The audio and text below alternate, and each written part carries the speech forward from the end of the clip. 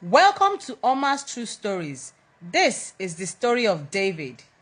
In a quiet part of Lagos, Nigeria, on a rainy evening, David and his wife Sarah were returning home from a routine visit to the local market. The streets, slick with rain, shimmered under the sparse streetlights, casting an eerie glow over the wet ground.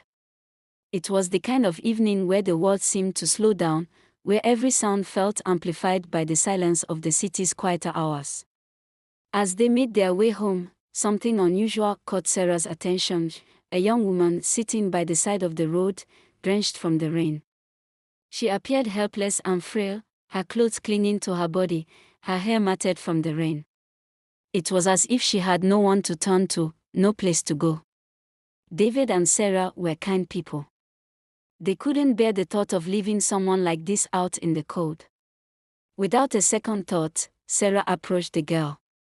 "Are you okay?" she asked softly, bending down to check on her. The girl, whose name they would later learn was Abigail, didn't respond at first. Her eyes, hollow and tired, stared straight ahead as though she couldn't see them. Something about her unsettled David. There was a coldness in the air around her, a chill that went beyond the rain. Yet, his wife insisted they help her. They took Abigail home, offering her food, warmth, and shelter, unaware that by doing so, they had invited a dark and ancient curse into their lives.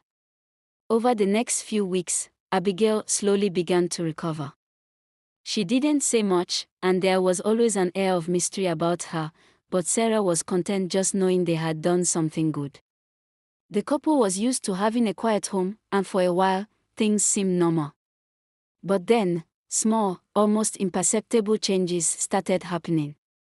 David, who was more attuned to the subtle shifts in their household, began to notice strange occurrences. Objects didn't stay where they were left, doors would creak open on their own, and at night, he could sometimes hear whispers, soft, almost inaudible voices that seemed to drift through the walls. Sarah brushed it off. "We've done a good thing by helping her," she would say, dismissing David's concerns. But the strange feeling in the pit of his stomach didn't go away. There was something about Abigail, something hidden beneath the surface that made David uneasy. He didn't trust her cold, silent demeanor, especially the way she watched them with those piercing, emotionless eyes. One evening, as David sat alone in the living room, Sarah came to him with news that should have been a cause for joy. "David," she whispered, "I'm pregnant." For a moment, the world seemed to stop. This was the news they had been hoping for, praying for. The years of trying to start a family had been filled with disappointment, but finally, their time had come. David's heart swelled with hope, and he embraced Sarah, his mind briefly drifting away from the strange happenings in their home. But as Sarah shared her excitement, Abigail stood quietly in the background, her face expressionless, watching them with those same cold, unsettling eyes. Something about her presence felt wrong, but David couldn't quite place it.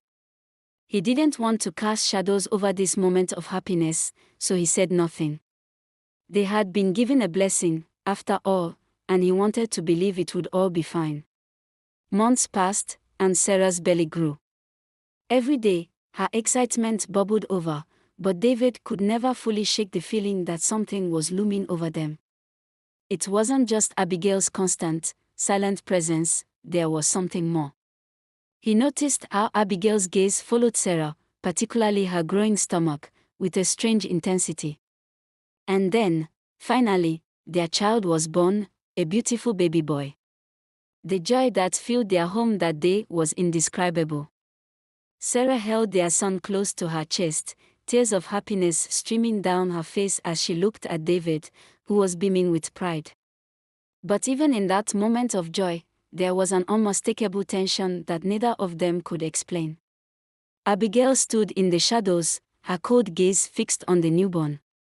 And as the days passed, that tension grew. Sarah, fully immersed in motherhood, was oblivious to the underlying darkness that was quietly taking root in their home. David, however, couldn't ignore the unease any longer. The whispers he heard at night became louder, more frequent, and the strange happenings around the house became too blatant to brush aside. It wasn't long before their joy turned to sorrow. Just weeks after the birth of their child, David and Sarah were confronted with the most unimaginable horror. Their baby, once full of life, was found lifeless in his crib. Sarah's heart shattered as she screamed for help, but there was nothing they could do. Doctors couldn't explain the sudden death, leaving the couple to grieve in silence. Sarah fell into a deep depression, unable to comprehend the loss. She spent her days holding the empty crib, weeping for the child she had lost. David, too, was devastated, but his grief was compounded by a growing suspicion. Abigail's presence loomed larger than ever, and her cold detachment from their tragedy made him uneasy.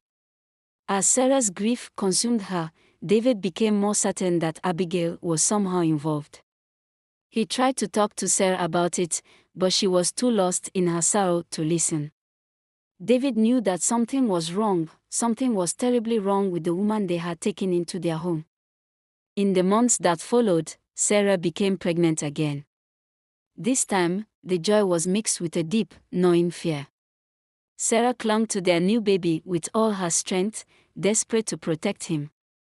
But once again, tragedy struck.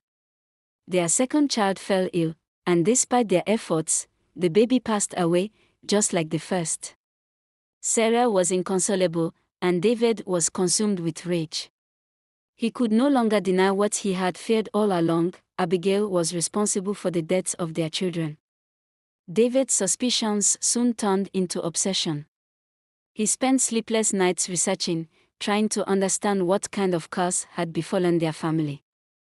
Then, one night, as he pored over old texts and records, the truth hit him like a tidal wave. Years ago, before he met Sarah, he had been involved with a young girl named Mercy. She was only 15 when he got her pregnant, and out of fear, he had given her medication to end the pregnancy.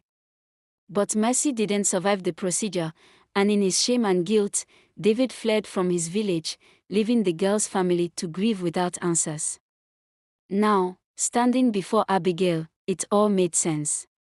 Abigail was no ordinary woman; she was the vengeful spirit of Mercy, returned to haunt him for the sins of his past. Abigail revealed her true form to David, her once human appearance fading to reveal a monstrous, demonic figure.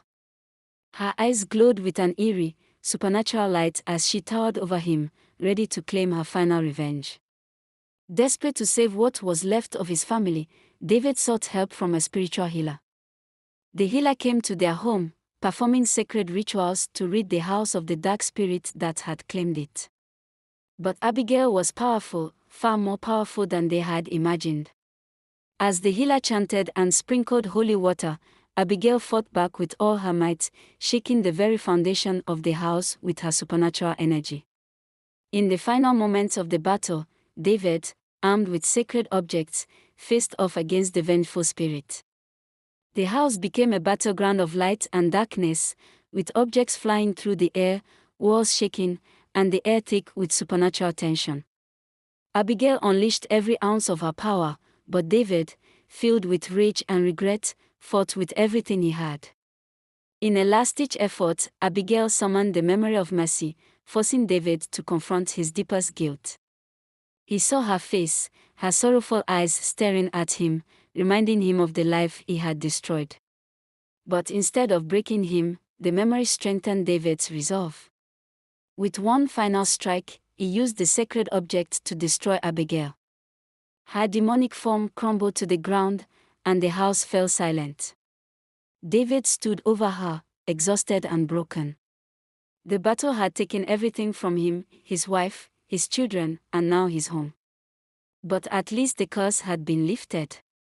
David buried Sarah and the children in a quiet cemetery, standing alone by their graves, mourning the family he had lost. Afterward, he left the house behind, setting it ablaze as he walked away into the night. The flames illuminated the sky, a symbol of his release from the horrors of his past. As David disappeared into the distance, he knew that the darkness would never fully leave him. He would always carry the weight of his mistakes, but at least now, the vengeful spirit of mercy was finally at rest. The moral of the story is that one's past actions, especially those born out of selfishness and fear, can have long-lasting consequences. Ultimately, it teaches that running from the past only leads to deeper suffering. Thanks for watching Omastruestories. If you like my stories, please subscribe, share, comment and like. Kisses.